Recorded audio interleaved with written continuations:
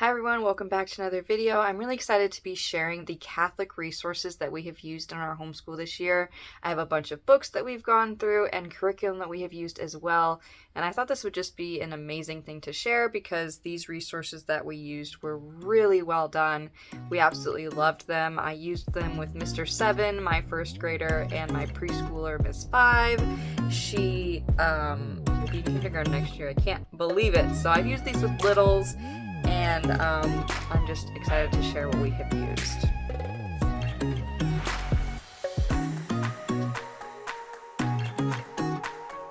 So when I was looking for things to use this year, there are a few boxes that I kind of wanted to check. I wanted to have at least one thing or a bunch of things that went with the liturgical calendar, Advent, Lent, ordinary time, all those things. I also had wanted to do something with the saints, feast days. I wanted to make sure we were reading from the Bible. I wanted to make sure we were spending some time in prayer. So all of the resources that we use sort of fit in at least one of those things. Oh, also a little bit of catechism, learning about the foundation of the faith, why we believe the things that we believe. So everything you'll see kind of fits at least into one of those categories. So the first thing I'm going to show you is my absolute favorite, and it actually checks a bunch of those boxes. So this right here is my absolute favorite. If I was going to recommend only one thing to you, it would be this. It is the My Weekly Prayer Companion from the Magnificat bookstore, Magnifikid. This is absolutely amazing, and it checks a bunch of those boxes for me. There's a little bit of reading from the Bible, there's explanation about what you've read, there's prayer, it goes with a liturgical calendar. We absolutely love this. We used this on and off last year, but we really did it every week this year. It's a once a week reading, and every layout looks exactly the same on each page. So there's kind of what you will be talking about. Then there's a reading from the Bible. It's not always from the gospel. It's different readings from the Bible, an explanation of that reading. And then on this page, we have intercessions and then a let us pray. Sometimes there's a little extra, like something only really during Lent. Do they do that? But here's another one. They also have like Holy Days of Obligation in here too, as well.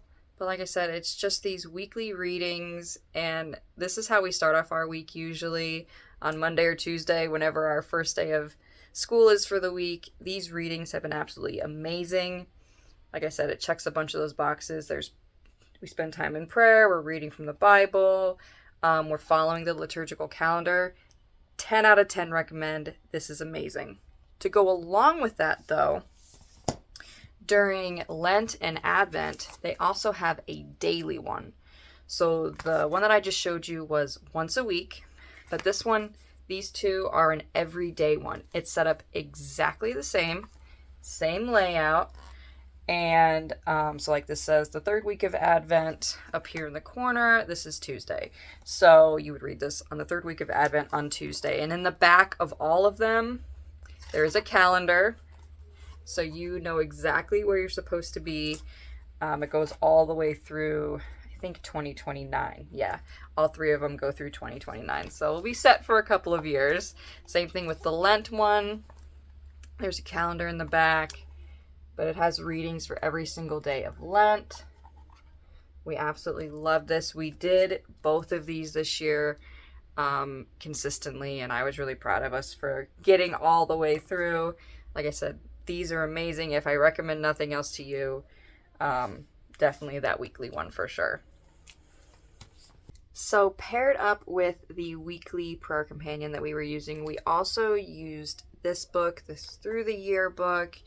It's kind of through the year with the saints, but it's more than just the saints. Just short readings. And there's not one for every single day of the year. Sometimes it's a full page.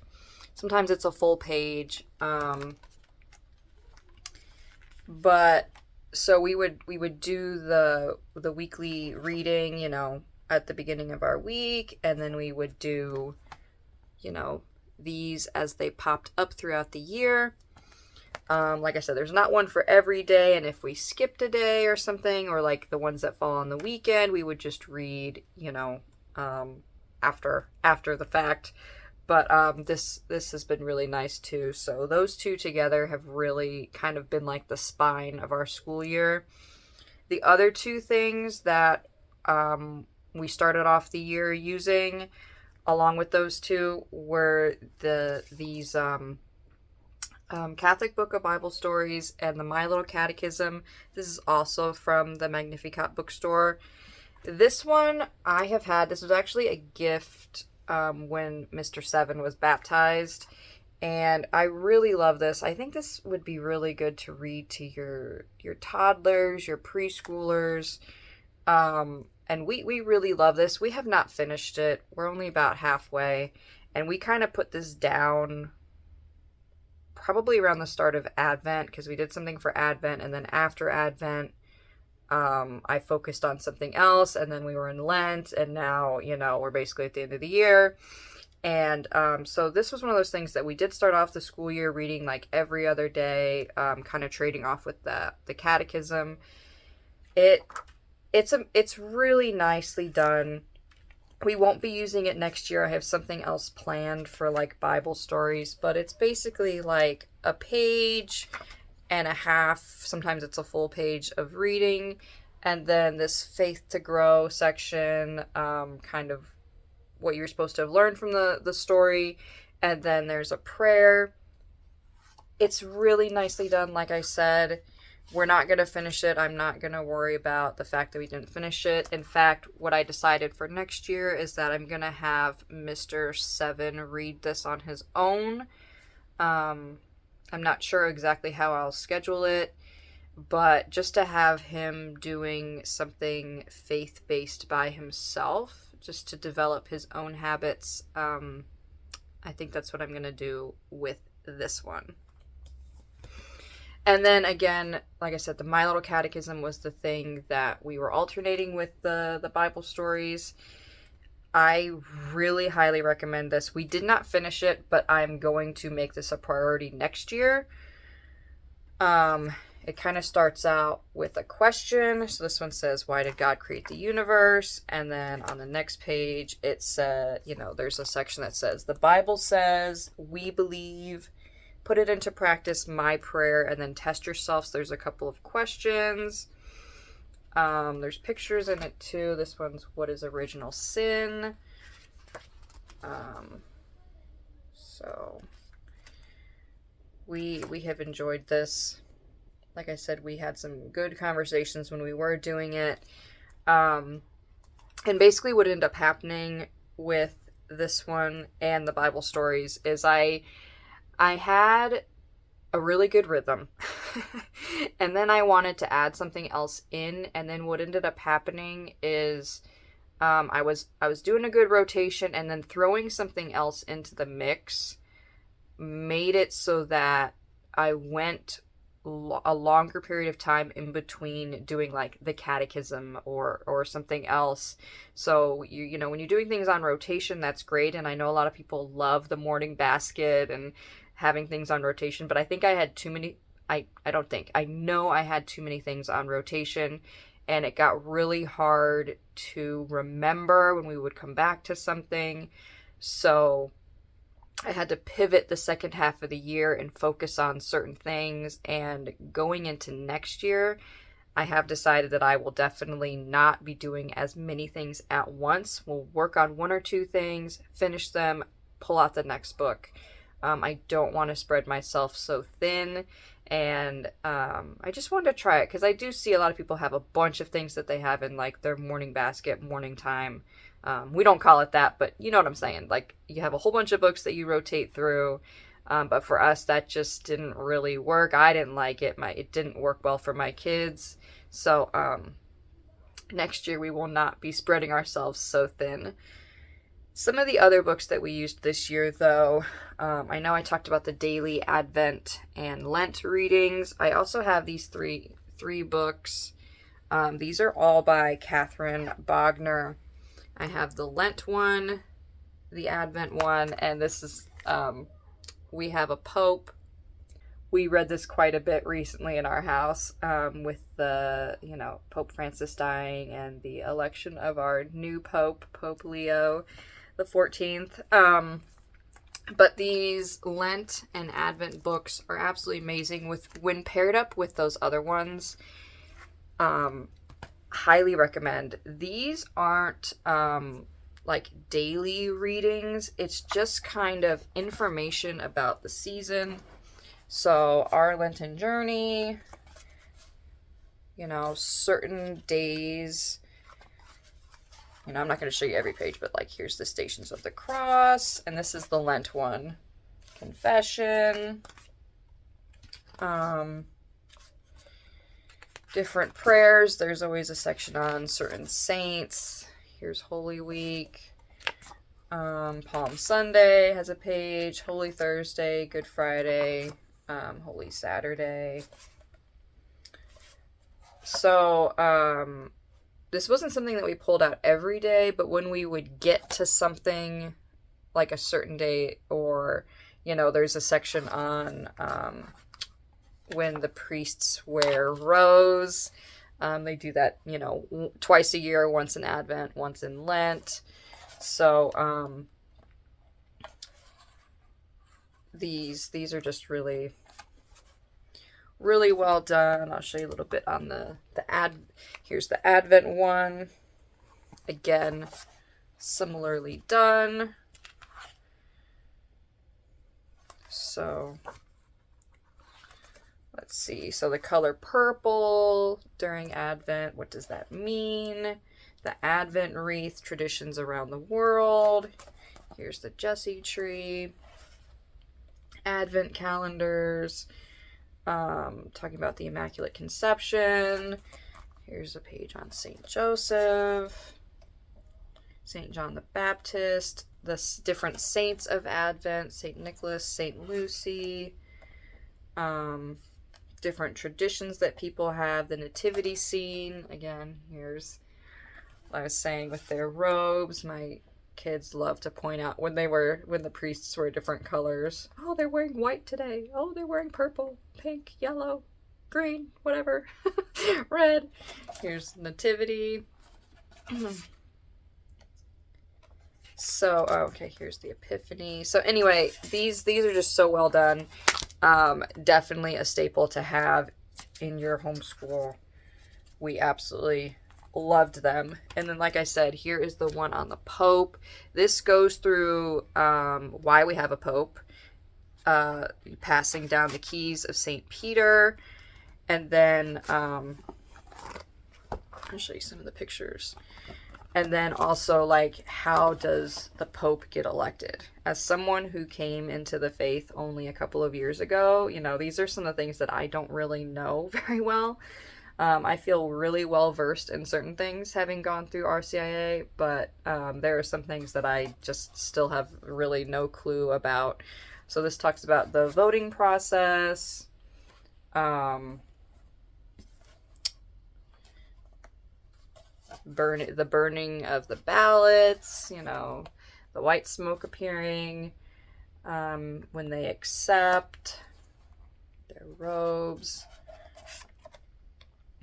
And then if this wasn't exactly how it looked. So, yeah, really well done. We actually pulled this out. I was pausing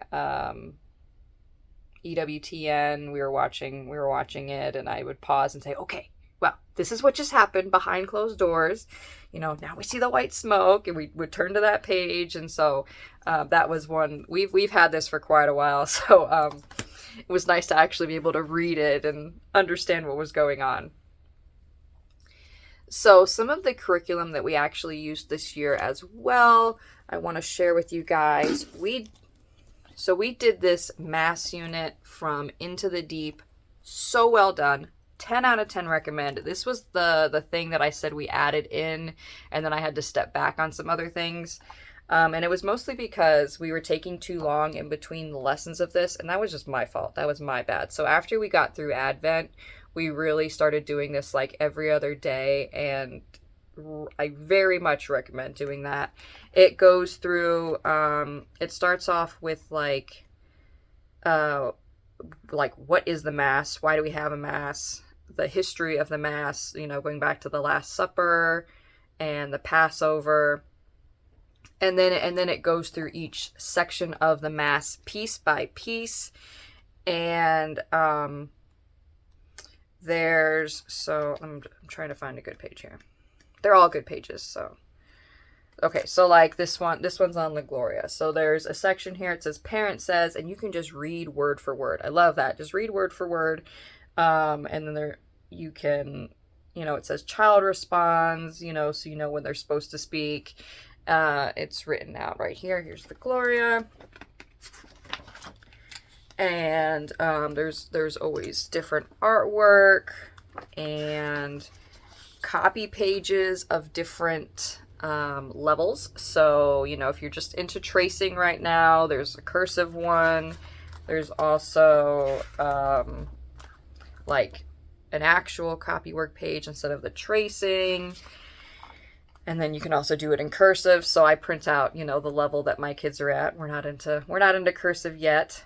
And then some of them also have like prayers to do. This section's on the creed, the profession of the faith. So some of them also have activities like you have to put them in order as to what is being done. So I would print out all those extra pages, those copywork pages, and I had them bound for my kids so that they had their own stuff. A little map. Here's the Kyrie. So call and response. So there's like little activities to do. Matching their robes with the color of the season. 10 out of 10 recommend. This was so well done. I would probably, when I do this in the future, I will do this when my kids are about to receive communion, when they're in second grade. Obviously, we did this when I had my first grader and a preschooler. Still recommend it. My kids didn't know like anything about the Mass, so that's why I decided to do it instead of waiting until my first grader was in second grade next year. But I will definitely pull this back out in a few years when Miss 5 is about to receive First Communion, learning about the Mass. And the thing that we paired it with were these cards from Catholic Family Crate. We also have like their prayer cards as well. Just all your standard Catholic prayers that, you tend to just know. The creeds are in here. Hail Mary, Our Father, Glory be, Saint Michael, all those ones. But these Mass cards, we actually take these to Mass as well. And it's broken up into 4 sections with the different colors. So the yellow ones are the introductory rites, and then the green ones are Liturgy of the Word, Liturgy of the Eucharist, and then the concluding rites. So it really walks through each thing that's going on. So presentation of the gifts, preparation of the altar, there's a little something on the back, prayer over the offerings, and then it breaks down the Eucharistic prayer. So, and these went really well actually with the Mass unit. We would actually review before we got to a new section. Okay, what came before this? And we would kind of go through each section of the Mass in order. Okay, what happens during Liturgy of the Word? How many readings are there? What order do they go in? And then we also bring these to Mass too, and the kids will flip through them and okay, now we're on the Gospel. Okay, great. So these are really nice to have. We have a bunch of their cards. Like I said, these are from Catholic Family Crate. I have a bunch of their cards. There's another ring set for the Rosary, and then I also have like these Bible truth ones that they have. I haven't used them, but I have them, so I don't want to show them because I haven't used them. Okay, so don't want to like recommend something I haven't used yet, but maybe you'll see them next year. Wink, wink. So anyway, these were really, really nice. And then the other kind of seasonal things that we did were the Easter octave and this Hallowtide study from Into the Deep as well. So they did the mass unit that I just showed you. And again, this is very similarly done. This one is obviously just 3 days. All Hallows Eve, All Saints Day, and All Souls Day. And so here's the All Souls Day one. There's a page for the parent. You can do as much or as little as you want. For the family, you can kind of read all of that to them. You can do different things. There's a scripture verse you can read, and kind of the background on it as well. They have prayers in here. And this is for each day as well, so it's not just this. Here's a hymn and a poem. There's always a little artwork that they throw in there with some questions at the bottom. A coloring page, copy work again at the different levels too, so depending on where you're at with that. And then they also have handcrafts and activities. So you can do like as much of that or as little of that as you want, and I'm gonna just tell you, we did like the bare minimum. I did the readings, the Bible reading. We did the artwork. Maybe I didn't do the bare minimum, but I didn't do all of it. So yeah, the Bible reading, the artwork, and then we did the copy work. Sometimes my kids wanted to do the coloring, sometimes not. And then this one we did as well, the little activity. They love the little matching activities. This is Joan of Arc's armor. Saint Joan of Arc, I'm sorry. Here was a maze one. So, yeah, and then the Easter octave was set up exactly the same way, but this is for 8 days, all the way up to Divine Mercy Sunday. So again, you're getting like, it's separated by day. Again, it says for the parents, for the family, scripture verse, artwork with all the questions for it. There's a nature study in this one too, a coloring page, copy work on all different levels, and then different activities that you can do. And so this one I definitely just did the bare minimum. We really went all out for Holy Week, and I'm going to show you what we did for that in a second. So when we got to the Easter octave, I was kind of burnt out on all the things that we did. So we just did the readings, and then either my kids would do the copy work, or sometimes they wanted to do the coloring. I didn't do any of the activities. We didn't do any of the artwork. Just kind of the bare minimum on this one. But it was still, even if you're doing the bare minimum, if you're just in that season, that's okay. I know in the future we will definitely want to do all the activities, but by the time we got to this, I just couldn't do all the things that I thought we might want to do. But let me show you what we did do for Holy Week and why we were so burnt out by the time we got to the Easter octave. So again, this is from Into the Deep as well. They have a bunch of these Catholic picture studies, and this is the first one that I had ever done from them. This is the Holy Week one, and I will just tell you, we loved it so much. I really wasn't sure. I've never done a picture study before. I wasn't sure how I would like it. I wasn't sure how my kids would like it. We loved it, and when they had one of their sales this spring, I went ahead and got the rest of them because I knew we would love doing them as well. So maybe you'll see those in our curriculum choices for next year as well. So the Holy Week one.